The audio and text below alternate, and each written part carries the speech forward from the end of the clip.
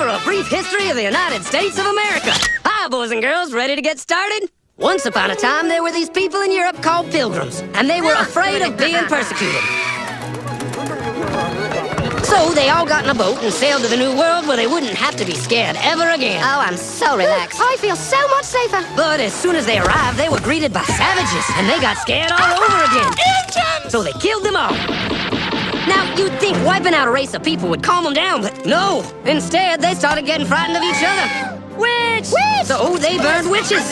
In 1775, they started killing the British so they could be free. And it worked, but they still didn't feel safe. So they passed a Second Amendment which said every white man could keep his gun. I loves my gun. Loves my gun. Which brings us to the genius idea of slavery. You see, boys and girls, the white people back then were also afraid of doing any work. So they went to Africa, kidnapped thousands of black people, brought them back to America, and forced them to work very hard for no money. And I don't mean no money like I work at Walmart and make no money. I mean $0. Nothing. Not a zip. Doing it that way made the USA the richest country in the world. So did having all that money and free help calm the white people down? No way. They got even more afraid. That's because after 200 years of slavery, the black people now outnumbered the white people in many parts of the South. Well, you can pretty much guess what came next. The slaves started rebelling. There were uprisings, and old master's heads got chopped off. And when white people heard of this, they were freaking out and going, I want to live. Don't kill me, big black man.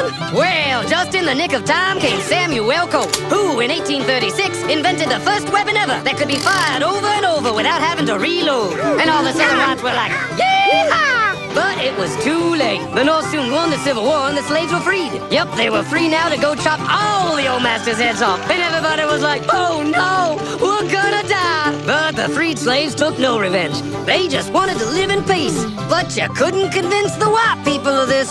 So they formed the Ku Klux Klan. And in 1871, the same year the Klan became an illegal terrorist organization, another group was founded, the National Rifle Association. Soon politicians passed one of the first gun laws, making it illegal for any black person to own one.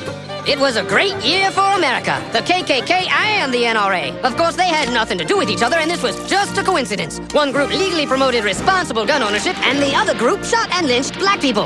And that's the way it was all the way to 1955, when a black woman broke the law by refusing to move to the back of the bus. White people just couldn't believe it. Huh? Well, I won't say move. What's going on? Man, all hell broke loose. Black people everywhere started demanding their rights, and white people had a major freaky field meltdown, and they were all like, run away! Run away! And they did. They all ran fleeing to the suburbs where it was all white and safe and clean. And they went out and bought 250 million guns and put locks on the doors, alarms in the houses, and gates around the neighborhoods. And finally, they were all safe and secure and snug as a bug.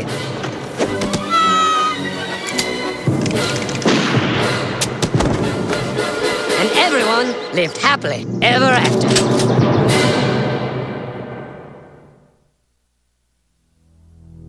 Or did they?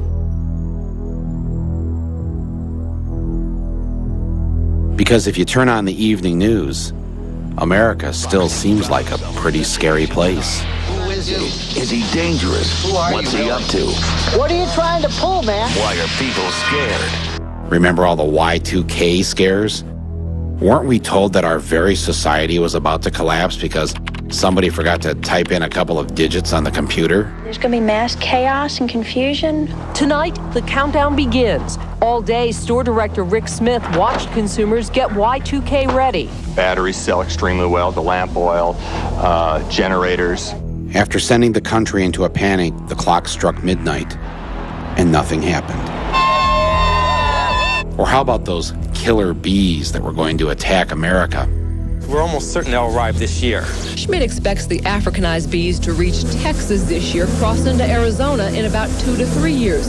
He's concerned because the killer bee is overly aggressive. They will follow you for half a mile. The bees never came.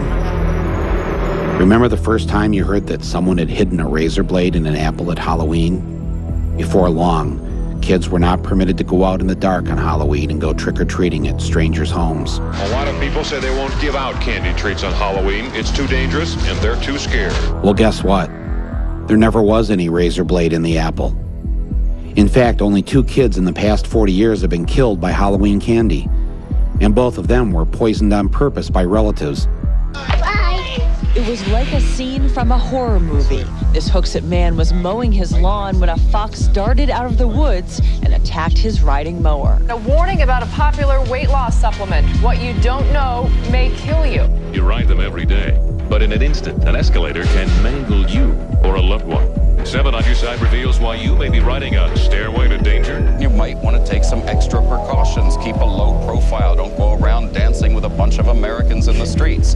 Make sure that you don't draw a lot of attention to yourself and the fact that you're American. The nation's top doctor says 1 in 5 Americans suffer some form of mental disorder. The Surgeon General, David Satcher, pleads with people to seek help now. The media, the corporations, the politicians have all done such a good job of scaring the American public.